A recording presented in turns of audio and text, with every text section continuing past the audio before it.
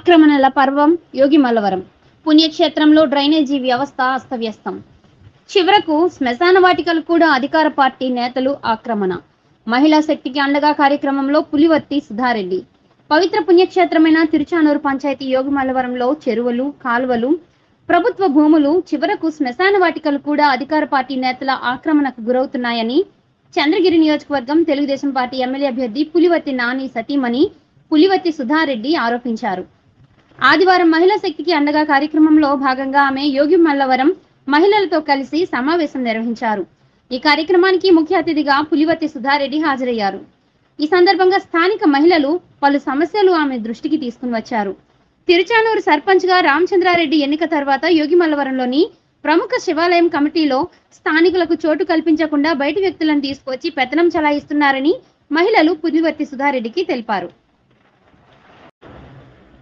శ్మశాన వాటికను కబ్జా నుండి కాపాడి మౌలిక సదుపాయాలు కల్పించాలని కోరారు. అలాగే ఎమ్మెల్యే అండతో కర్మక్రియలు స్థలాన్ని కబ్జా చేసిన స్థలాన్ని కాపాడాలని, రోడ్లు, పైప్ లైన్లు, వీధి దీపాలు, పబ్లిక్ కుళాయిలు, లైబ్రరీ సమస్య, ప్రాథమిక వైద్యశాల నిర్మించాలని, దోబీ ఘాట్ ఏర్పాటు చేయాలని మహిళలు కోరారు.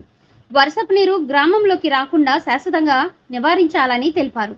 యోగిమల్లవరం లెక్క దాఖలు సర్వే నెంబర్ 1/2, 1/1 పొన్న కాలువ మండపం దగ్గర చెరువు కాలువను పూర్తిగా ఆక్రమించడం కారణంగా బోరు నీరు, డ్రైనేజీ నీరు కలిసిపోయి త్రాగునీరు ఇబ్బందికరంగా మారిందని అన్నారు.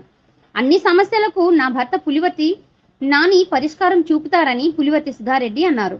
తిరుచానూరు గంజాయి, రౌడీజంకు అడ్డాగా మారిందన్న ఆమె అధికారంలోకి వచ్చిన తరువాత ఉక్కుపాదం మోపుతామని అన్నారు. సైకిల్ గుర్తుపై ఓటు వేసి నా భర్త పులివర్తి నానిని ఆదరించాలని పులివర్తి సుధారెడ్డి ప్రజలను కోరారు. డ్వాక్రా సంఘాన్ని స్థాపించారు. అప్పటి నుంచి మనం సంఘాల్లో ఉన్నాం. అప్పుడు ఎప్పుడో సంవత్సరానికి ఒకసారి చంద్రబాబు నాయుడు గారు మీటింగ్కి వచ్చారనో, మీటింగ్కి వెళ్తామనో తీసిపోయేవాళ్ళేమో. ఇప్పుడు అలా కాదు, వారం వారం ఇక్కడ ఎమ్మెల్యే వాళ్ళ కుటుంబ సభ్యులు ఇంట్లో ఎంతమంది అంటే అంతమంది ఎప్పుడు మీటింగ్లకు వచ్చినా మనమే పరిగెత్తాలన్నమాట. ఇష్టం ఉన్నా లేకపోయినా పరిగెత్తాలి. సో నేను ఇక్కడ చెప్పే ప్రతి మాట నిజమని ప్రతి తల్లికి తెలుసు. నేను ప్రశ్న సమాధానం నేనే చెప్పుకుంటూ వెళ్తూ ఉన్నా. మీ మనసులో ఉండేది కూడా నేనే మాట్లాడుతూ వెళ్తూ ఉన్నా. ఎందుకంటే ఇప్పుడు ఎవరైనా లేచి నించుని ఫలానా అని చెబితే మళ్ళా మనకి ఏదో ఒకటి చేస్తారు, రేపు వచ్చి బెదిరించేది. మేము చూసుకోలేదా, మేము ఎలక్షన్ అయిపోయి మీకు అది చెప్తాం, అవన్నీ బెదిరిస్తారు. సో ఆ భయం నుంచి బయట పోగొట్టాలనే నేను మీ అందరి దగ్గరికి వచ్చాను. అండ్ మీ అందరు క్షమిస్తే కూర్చుంటా. ఎక్కువసేపు నిలబడుకునేంత లేదు, మన కాలుకి ఇంకా స్ట్రెంగ్త్ లేదు. సరియా, నేను కూర్చుంటా. మీరు కూర్చుని చైర్స్ తీసుకోండి. ఇప్పటికే నేనే లేట్ వచ్చా, చాలాసేపు నుంచి ఉన్నారు, మళ్ళీ లేట్ అయిపోతుంది. ఎక్స్ట్రా చైర్స్ తీసుకోండి.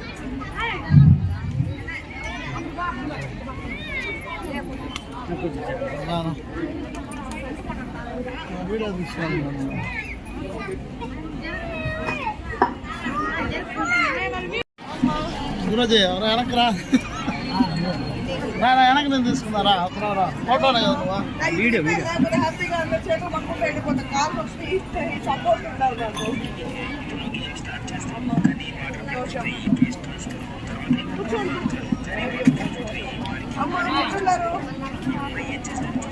కెమెరా అంటాం.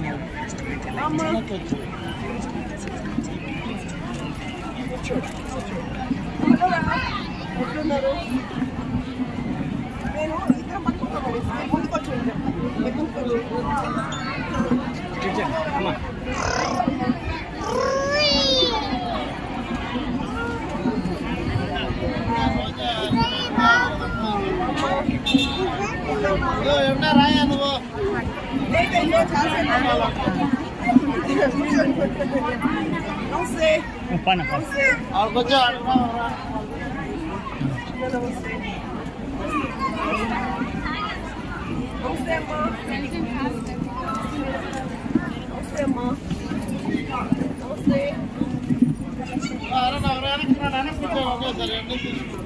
తమ్ముడు ఎవరైనా రామ్మా.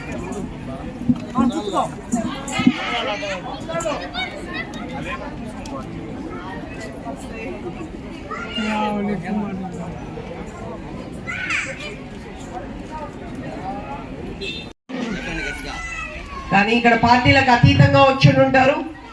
అందరు అమ్మ వాళ్ళకి అన్ని పార్టీల నుంచి ఒక మహిళా మీటింగ్ అన్న వెంటనే 6:45 నుంచి మీరు ఇక్కడ ఎదురు చూస్తూ ఉన్నారని చెప్పారు. చాలా సంతోషం. నేను వచ్చాను కానీ మన పార్టీ ఆఫీస్ ఒకటి ఓపెనింగ్ ఉండింది. సో ఆ ఓపెనింగ్ చూసుకొని వచ్చేపాటికి 1/2 గంట లేట్ అయింది, క్షమించాలి. కాకపోతే ఈరోజు సీరియల్ ఏమి ఉండవు కాబట్టి హ్యాపీగా కూర్చోవచ్చు కదా. లేకపోతే మైండ్ మనకి ఇక్కడ ఉండదు, సీరియల్ అయిపోయింది, సీన్ ఏమైపోయి ఉంటుందో అని టెన్షన్ గా చెప్పేది మీద మనం అక్కడే ఉంటుంది మైండ్ అన్ని మనకు. అమ్మా, నా కాలు ఒకటి ఇబ్బంది అయింది, మీకు అందరికి చాలా వరకు తెలిసే ఉంటుంది. మఠం ల్యాండ్ ఏమో ఇబ్బంది పెడుతుంటే ఎమ్మెల్యే గారు ఇక్కడ కూడా కబ్జాలకు గురైపోయినాయి కదా, అలాంటి ఇళ్ళు అన్ని ధ్వంసం చేస్తుంటే అడ్డుపోయినందుకు నా కాలు ఇబ్బంది పడేటట్టు వాళ్ళు నన్ను తోశారు. ఆ రోజు నుంచి నేను నిర్ణయించుకున్నా, మహిళా మీటింగ్లు పెట్టాలి, మహిళలతో మాట్లాడాలి. నాకే ఇంత జరిగితే మీకు ఇంకెంత అన్యాయం జరుగుంటుంది, మీరు చెప్పుకోవడానికి కూడా ఎవరు ఉండిండరు.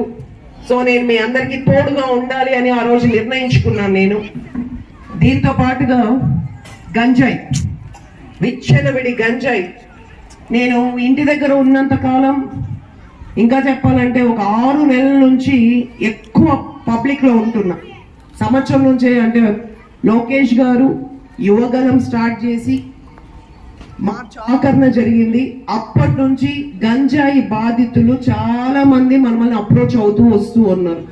ఎందుకంటే ఒక గంజాయి బాధితురాలు ఆ పాపని లోకేష్ గారు చెప్పినందువల్ల మనం డాక్టర్ దగ్గరికి తీసుకెళ్ళడం, సైకియాట్రిస్ట్ దగ్గర తీసుకెళ్ళడం, దాని నుంచి బయటకి తీసుకురావడం, అలా ప్రయత్నం చేసి మళ్ళా మనం ఆ పాప బాగా అయింది, ఎగ్జామ్స్ రాసింది, పాస్ అయింది, మళ్ళా పాపం బానిస అయిపోయింది.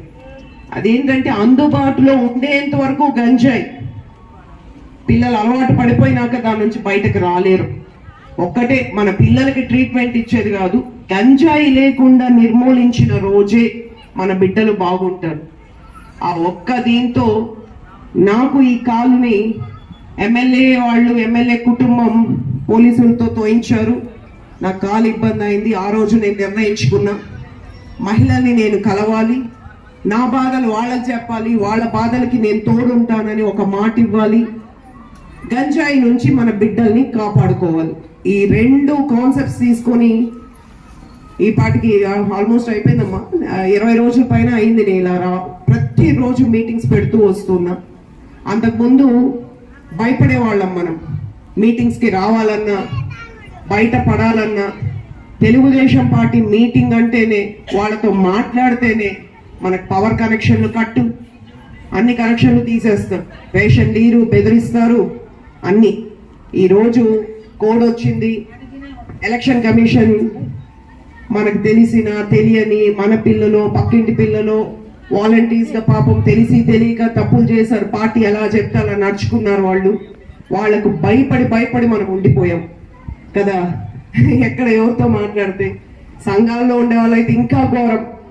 మీరు ఆ మీటింగ్ పోతే మీకు లోన్ ఇవ్వం, మా మీటింగ్ వస్తేనే మేము సంతకాలు పెడతాం. మాతో పాటు మనకి ఇష్టం ఉన్నా లేకపోయినా ప్రతి మీటింగ్ కి ప్రతి ఒక్కరు వెనక తిప్పించారు వాళ్ళు. ఎమ్మెల్యే కుటుంబ సభ్యులు ఎంతమంది ఉంటే అంతమందికి పూలు జల్లించారు, ప్లేట్లు మోయించారు. మనకు చేస్తారు, మన అభిమానంతో చేసేది వేరమ్మా. బలవంతంగా తీసుకెళ్లి నించుబెట్టి ఈ పనులు చేయించి హారతలు ఇచ్చేది అవన్నీ ఇష్టపడం.